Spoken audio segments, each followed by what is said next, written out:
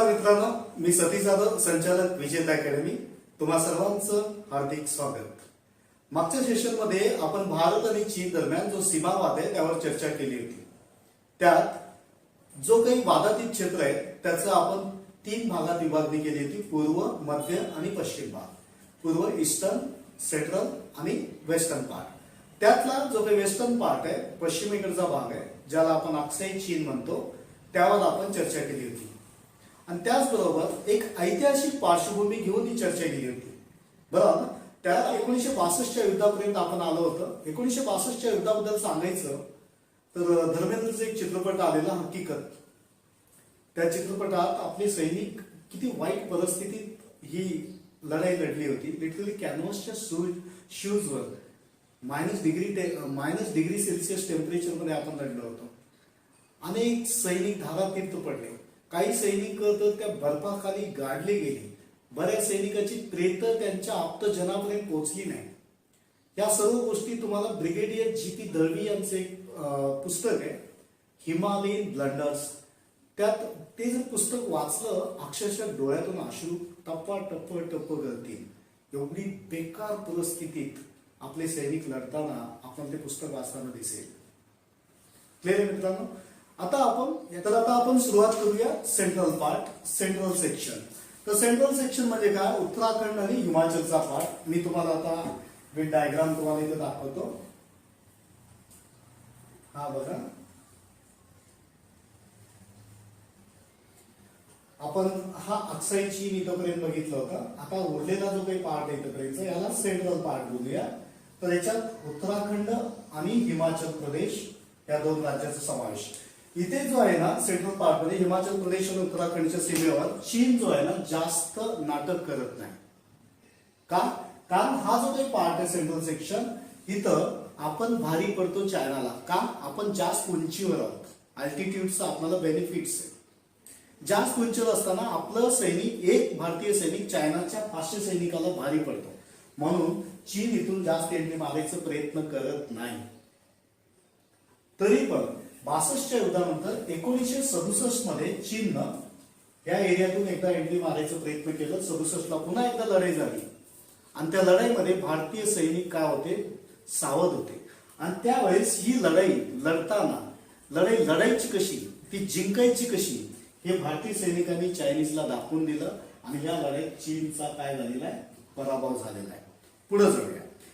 याच्यानंतर आपण महत्वाच्या ठिकाणी जाऊया. ईस्टर्न पार्ट, जो काही ईस्टर्न सेक्टर आहे, बरोबर ना, जो की हा विषय आहे सिक्कीम आणि हा पूर्ण जो काही पार्ट आहे अरुणाचल प्रदेश. सिक्कीम आणि अरुणाचल प्रदेश बद्दल आपण थोडा डिस्कस करूया. त्यासाठी आपल्याला पुन्हा एकदा एक व्यवस्थित असा मॅप काढावा लागेल. ठीक आहे, तो काढू.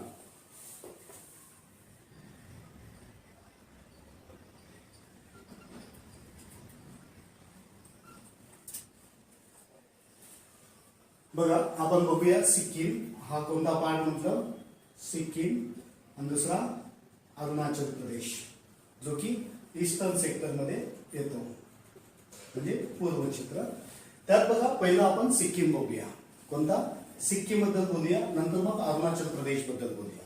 सिक्कीमच्या बाबतीत सांगायचं म्हणजे, बघा हा सिक्कीम असेल तर सिक्कीम मध्ये बघा एक 3 महत्वाचे पासेस आहेत. एक आहे नकुला, दुसरी आहे नथुला आणि तिसरी आहे Jelepla. La means pass. Pass means it's small path which connects to remote areas. 2 दुर्गम क्षेत्राला जोडणारा रस्ता. आता नथुला आणि जेलेपला अतिशय महत्वाचे पासेस आहेत. त्यात जेलेपला जी आहे, जेलेपला ही तुम्ही दाखवली, ही मनमोहन सिंग सरकारच्या काळात फर्स्ट टाइम ओपन झाली होती 1962 नंतर, बरोबर. सिल्क रूट म्हणून ज्याला म्हणतो, तिथून ओपन झाला होता. दुसरी गोष्ट, आता नकुलाच्या इथून काय महत्वाची नदी येते बघा, तिचं नाव आहे तिस्ता. कोणती? तिस्ता. या तिस्ता नदीवरून इंडिया आणि बांगलादेश या दोन्हीमध्ये वाद आहे. ठीक आहे. या तिस्ता, नकुला, नथुला, जेलेपला ह्या प्रत्येक पासेसच्या इथं काय होतात? सतत धुमश्चक्री होताना बघायला मिळतात. पण आता मी सगळ्यात महत्वाची गोष्ट सांगणार आहे, जे अलीकडच्या काळात म्हणजे 2017ला जी घटना घडली. कुठं? तर इथं डोकलाम नावाचं प्लेस आहे. काय म्हणते इथं? डोकलाम दिसतंय, हा डोकलाम आहे. एक्झॅक्टली डोकलामवर काय झालं. आता डोकलाम बघितलं तर ऍक्च्युली तो कोणाचा पार्ट आहे, हा पूर्ण एक देश आहे. कोणता देश हा, भूतान, बरोबर ना. इथं मी दाखवू शकतो बघा, इथं पण काय तो भूतान. तर डोकलाम इथं मी इथं दाखवलेलं आहे डोकलाम. आता डोकलाम ऍक्च्युली काय, इथे इंडिया, इथं भूतान आणि हा चायना. इंडिया, भूतान आणि चायना या तिघांचं पण काय तो ट्राय जंक्शन आहे. म्हणजे किती महत्वाचा पार्ट असेल. तिन्ही देशाच्या सीमा त्या डोकलामच्या येत आहेत.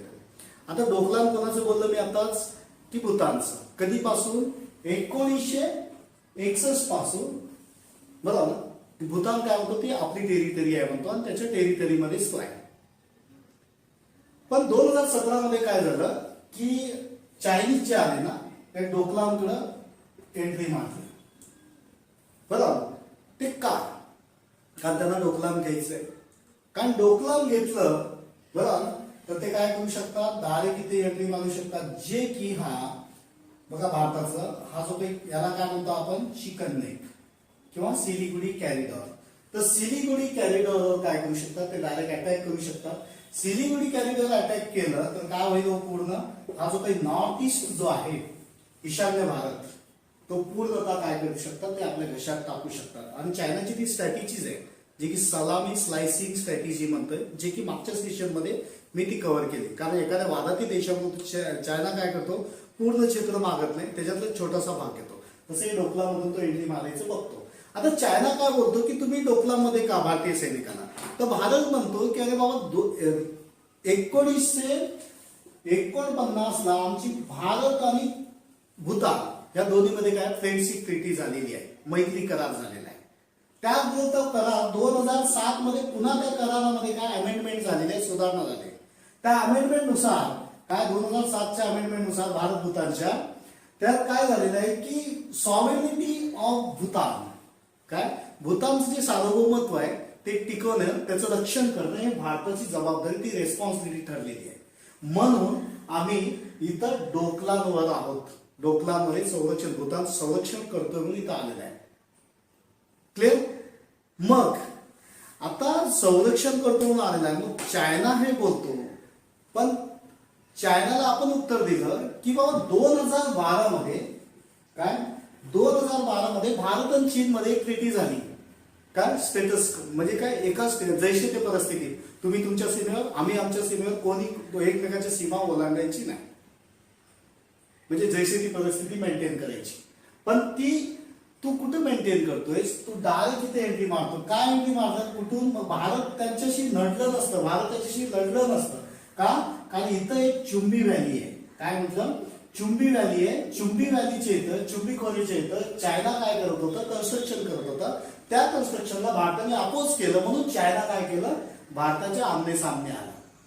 का अपोज केलं भारताने, कारण 2012च्या ट्रीटीनुसार तू सीमेच्या जवळ काही करू शकत नाही किंवा आम्ही काही करू शकत नाही, तरी पण तू कन्स्ट्रक्शन करतोय, म्हणून त्या कन्स्ट्रक्शनला भारताने अपोज केलं. म्हणून चायना आणि भारताचं काय 2017 मध्ये कुठं डोकलामच्या इथं काय झालं, हातापाई झाली, फेस ऑफ झालं. ठीक आहे. तर आता जाऊया थोडं अरुणाचल प्रदेशकडं. काय, कुठं जाऊ, अरुणाचल प्रदेश.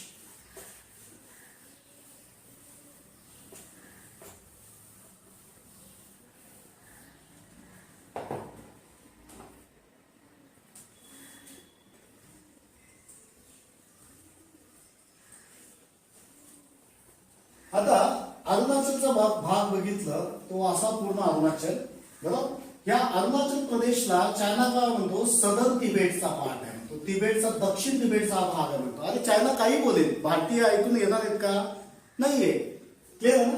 कारण काय, 1914ची जी मॅकमोहन लाईन आहे, ही लाईन आहे बघा, बरोबर ना, जी सीमारेषा दाखवतो, या सीमेला भारत मानतो, भारत याला मान्यता देतो. पण चायनाला मान्यता देतो का, नाही. पण का मान्यता देत नाही, जर चायनाने ही जी मॅकमोहन लाईन आहे, बरोबर, याला मान्यता दिली तर काय होणार आहे, त्याला भीती आहे की याला मान्यता दिली म्हणजे पुढे काय करेल भारत, हा जो काही वरचा तिबेट आहे, तिबेटवर भारत काय करेल, चायना बरोबर वाद घालेल, ही चायनाची भीती आहे. म्हणून तिबेट पर्यंत भारत येऊ नये, तिबेटचं भारत नावच काढू नये, म्हणून काय करतो तो, मॅकमोहन लाईनच मान्य करत नाही. क्लिअर. दुसरी गोष्ट अजून एक अलीकडच्या काळात हा जो काही वेस्टर्न पार्ट आहे अरुणाचल प्रदेश हा पश्चिम भाग याला म्हणतो आपण तवांग. काय म्हणतो? तवांग. या तवांग रिजनवर पण चायना काय म्हणतो? तवांग तर टोटली आमचंच आहे. त्याचं कारण काय होतं की तवांगचा जो कल्चर आहे तो कल्चर आणि Chinese culture Tibetan culture same आहे. मग असं असेल तर भारत पण बोलू शकतो तू तवांग तुझं कल्चर आहे म्हणू शकतो. कल्चर म्हणजे का तिथली भाषा, तिथली लोक, त्यांची मानवी वंश हे सगळं सारखं आहे म्हणतो. मग अख्खा ईस्टर्न नॉर्थ ईस्टर्न पार्ट जो आहे ईशान्य भारत आहे सगळं तसंच आहे. मग सगळं तुझं जाऊन जाईल का? त्रिपुरा, मेघालय, बरं मणिपूर नाही होऊ शकत. क्लिअर आहे ना? हा मग तवांगवर पण त्याचं काय वाद आहे. आता हा अरुणाचल प्रदेशचा जो काही पार्ट आहे ठीक आहे. आता ह्याच्या पुढे आपण जाऊया जो की अतिशय महत्वाचा भाग आहे जे की 1.5 दशक बरं 1.5 दशकात डिकेड ज्या काही घटना घडलेल्या आहेत भारत आणि चीनच्या दरम्यान कुठं? हिंद महासागरामध्ये. त्याच्यावर आता आपण थोडं प्रकाश टाकूया. त्यासाठी पुन्हा एकदा आपल्याला हिंदी महासागराची काय करावं लागेल? डायग्राम काढावं लागेल. तिथं स्ट्रिंग ऑफ पर्ल काय प्रकार आहे आणि स्ट्रिंग ऑफ डायमंड काय प्रकार आहे. म्हणजे स्ट्रिंग ऑफ पर्ल चायनाच आहे. त्याला काउंटर अटॅक करण्यासाठी भारतानं स्ट्रिंग ऑफ डायमंड कसं केलेलं आहे ते आपण बघूया. ठीक आहे.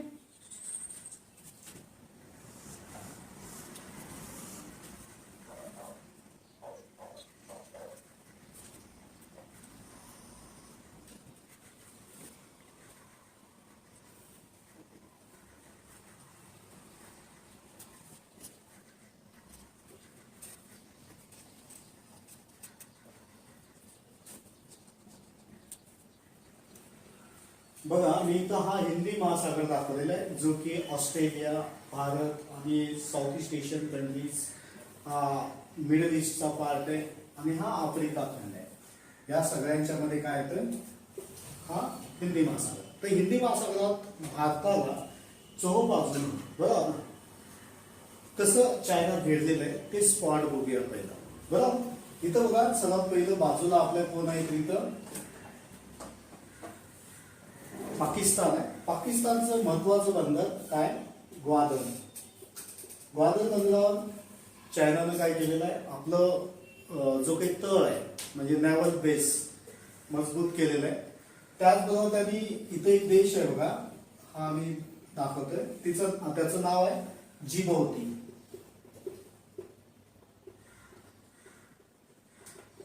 जिबौती नावाचा देश आहे. तिथं पण त्याचं बेस आहे. तिथं पण त्याचं नॅव्हल बेस आहे. त्याचबरोबर चायनाने काय केलंय की आपल्या बाजूला हा शेजारी देश आहे बघा श्रीलंका. श्रीलंकेच्या इथं पण हम्बनटोटाच्या इथं पण त्याचं नॅव्हल बेस आहे. इथं बघितलं तर अजून एक छोटासा देश आहे त्याचं नाव आहे मालदीव. बरोबर ना? मालदीवच्या इथं पण त्यांनी त्याचं बेस तयार केलेलं आहे. त्याचबरोबर आपल्या शेजारी बघा इथं बांगलादेश.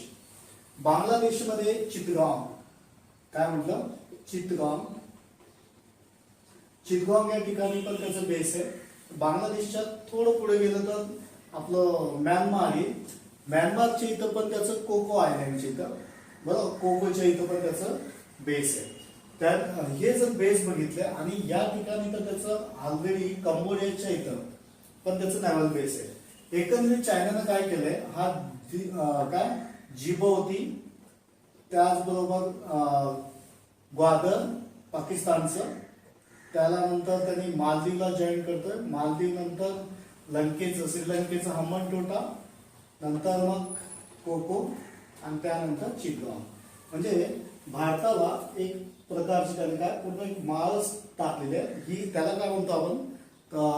स्ट्रिंग ऑफ पर्ल म्हणजे मोत्याची माळ. म्हणजे ऑलरेडी चायना काय करतोय की इथं पूर्ण पाकिस्तान आहे हा चायना आहे म्हणजे उत्तरेकडं नदन साईडला भूभागावरून काय केलं आपल्याला भेटलेलं आहे. एका साईडला पाकिस्तान एका साईडला पूर्ण चीन. मग राहिलेला भाग होता पाण्याचं. इथून पण त्याने काय केलं महत्वाची ठिकाणं जे काही इतर देशाचे श्रीलंका असेल, मालदीव असेल, म्यानमार असेल, बांगलादेश आहे, पाकिस्तान आणि या जिबौती देश याच्या बाबतीत सांगायचं म्हणजे या देशाची अर्थव्यवस्था दुसऱ्यांना आपली जी काही जमीन आहे ते त्यांच्या डिफेन्ससाठी वापरायला देतात त्यांचे बेस बनवण्यासाठी. म्हणजे जिबौतीमध्ये फक्त चायनाचंच बेस आहे असं नाही, तिथं फ्रान्सचं पण बेस आहे, त्याचबरोबर युएसएचं बेस आहे, असे बरेच जपानचं आहे. म्हणजे एवढ्या सगळ्या लोकांना त्यांनी आपली जमीन वापरायला दिलेली आहे. कशासाठी? त्यांच्या सैनिकी कारवाईसाठी, बरोबर, त्यांचे बेस बनवण्यासाठी. ठीक आहे. आता हा सगळा याला स्ट्रिंग ऑफ वर्ड म्हणलं. याला काउंटर अटॅक करण्यासाठी भारताने काय केलंय? ठीक आहे. आता भारताने बघा, सगळ्यात पहिला आपण त्याला काउंटर इथं घेऊया, काय?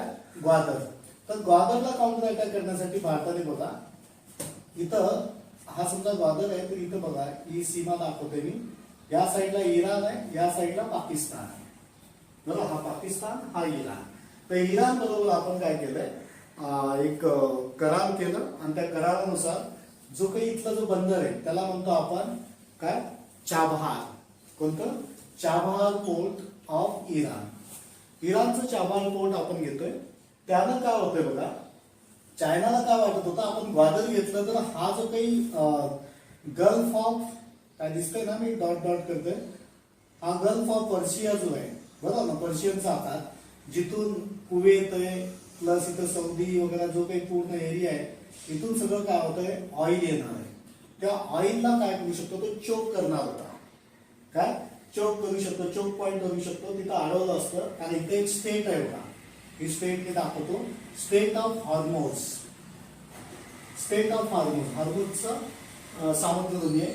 त्या सामुद्रधुनीवर त्याला वाटलं की आपण ग्वादरवर असल्यामुळे सामुद्रधुनी अडवलं तर त्याच्यावर कुठल्याही भारताची जी काही तेल वाहून जी काही जहाजं आहे ते डायरेक्ट इथे येऊ शकत नाहीत. पण भारताने काय केलं, त्याच्यापासून फक्त 70 किलोमीटर बॅक साईडला, म्हणजे नेरर टू द स्टेट, इथं आहे ती स्टेट, त्या स्टेटच्या जवळच इराणच्या बरोबर सरकारवर आपण काय केलं, चर्चा करून करार करून काय केलं, तर चाबहार बेटावर, चाबहार जो काही त्यातला पोर्ट आहे तो घेतला.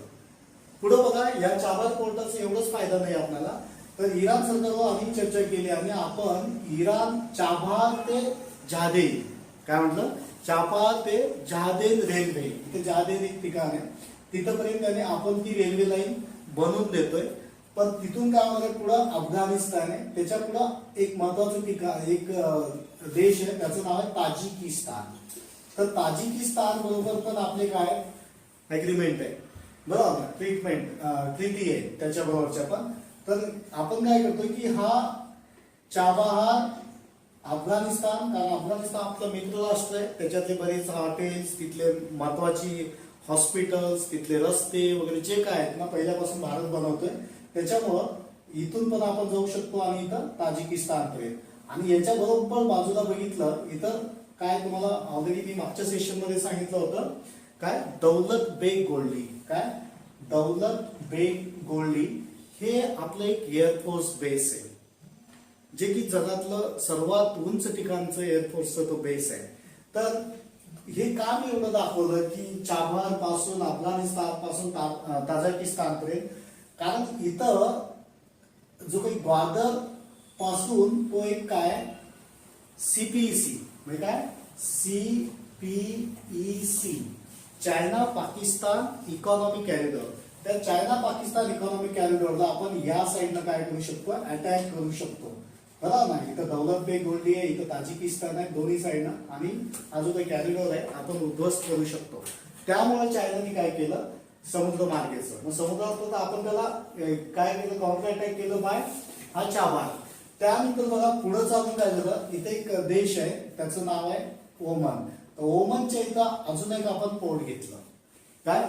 ओमनच्या इथं दुसरं एक पोर्ट घेतलं महत्वाचं. त्याच्यासाठी आपण नॅव्हल आणि कमर्शियल दोन्ही यूज साठी आपण ते दोन्हीसाठी पण त्याचा यूज होऊ शकतो. त्याचं नाव आहे डक्कन किंवा डक्कन पोर्ट. कुठलं? तर तो ओमनचं, बघा ना, ओमन बरोबर करार करून आपण ते घेतलेलं आहे वापरायसाठी. त्यानंतर बघा इथं जर बघितलं, एक देश आहे तुम्हाला माहितच आहे, मादागास्कर. मादागास्करच्या इथं वरती बघितलं सिचेल्स. काय इथं सिचेल्सच्या इथं अझम्पशन, काय, अझम्पशन आयलँडच्या वर काय, तर एक पोर्ट आहे, तो पण आपण काय केलं, त्या सिचेल्स बरोबर अग्रीमेंट करून तो पण आपण घेतला 2015. बरोबर. आता बघा परिस्थिती कशी आहे. आता चाबहार झालं, हा ओमनचं डक्कन झालं, आता आझमशनचा सिचेलचा पार्ट आहे तो झालेला आहे आपल्या हातात. आता त्याचबरोबर आपण ऑस्ट्रेलिया बरोबर पण काय एक करार करून इथं ऑस्ट्रेलियाचं कोकोआ, काय म्हटलं, कोकोआ जो काही पोर्ट आहे तो पण आपण वापरण्यासाठी घेतलेला आहे. तेवढंच करून थांबलं नाही तर आपण श्रीलंकेच्या या पॉइंटला बघितलं हा पार्ट, तर श्रीलंकेचा हा पार्ट आहे, तिथं एक पोर्ट आहे काय, त्रिकोमल्ली, काय म्हणतो आपण याला, त्रिकोमल्ली जो पोर्ट आहे तो पण आपण घेतलेला आहे. त्याच्यानंतर इथं हा पूर्ण हे जे काही दिसत आहेत ना बेटा आहेत ना हे सगळे, हे इंडोनेशिया आहे. तर इंडोनेशियाचा हा जो काही पार्ट आहे इथं एक सबांग, काय म्हटलं, सबांग जो पोर्ट आहे तो सबांग पोर्ट पण आपण नॅव्हल यूज साठी घेतलेला आहे. आता याच्यात बघा इंडिया काय करू शकतो. एक तर मी तुम्हाला सांगितलं चाबहार बद्दल. आता हा जिबौती जरी चायनाने घेतलं तरी जिबौतीवर ऑलरेडी फ्रान्स आहे, USA, जपान आहे, जे की आपले आजच्या डेटला मित्र आहेत. त्याच्यामुळे आपण जरी तिथं नसलं तरी आपल्याला ते वापरायसाठी त्यांचे जे काही बेस आहेत ते देऊ शकतात. त्याच्यामुळे चायनाचं इथं काय होतो, काहीच होऊ शकत नाही. आणि इथून जे काही जहाज येणार आहेत जाणार आहेत बरोबर ना, कुठला रेड सी आणि गल्फ ऑफ एडेन बरोबर ना, ह्या एरियातून त्याला आपल्याला धोका होऊ शकत नाही. त्यानंतर बघा आपण आझमशन आयलंड आहे सिचेल्स, तर त्या आझमशन आयलंड असल्यामुळे काय होतं, चायनाचं जे काही व्यापार चालणार आहे आफ्रिकेचं ते सगळ्या इथूनच जाणार आहेत सगळ्या गोष्टी बरोबर, ते सगळं आपण त्याला अडवू शकतो. तेवढंच नाहीये तर दिओगो गार्सिया, काय इथं दिओगो गार्सिया जो काही अमेरिकेचं बेस आहे नॅव्हल बेस, त्याचा पण आपल्याला वापर करता येऊ शकतो. कारण अमेरिका आणि भारत आजच्या डेटला कसे मित्र राष्ट्र आहेत बरोबर. आता बघा मी त्यांची जर श्रृंखला जोडली आपली तर हा चाबहार नंतर हा दुक्कम, त्याच्यानंतर आझमशन, त्याच्यानंतर डायरेक्ट आपण कोकोआजला जाऊ, ज्याच्यावर अग्रीमेंट आहे त्याच्यावर जाऊ बरोबर. कोकोआज नंतर पुन्हा त्रिकोमली नंतर पुन्हा सभा. आता बघा चायनाला कुठं चान्स नाही इकडं तिकडं पळायला, आणि इथं सगळं अंदाजच आहे, जिथं मिळेल त्याला आपण मारू शकतो. का बघा चायनाचा जो काही व्यापार होणार आहे हा पूर्णतः या सामुद्रधुनीतून, ही जी सामुद्रधुनी आहे इंडोनेशिया आणि हा मलेशिया आहे याच्यामध्ये. तर इंडोनेशिया आणि मलेशियाची सामुद्रधुनी म्हणजे मलाक्का.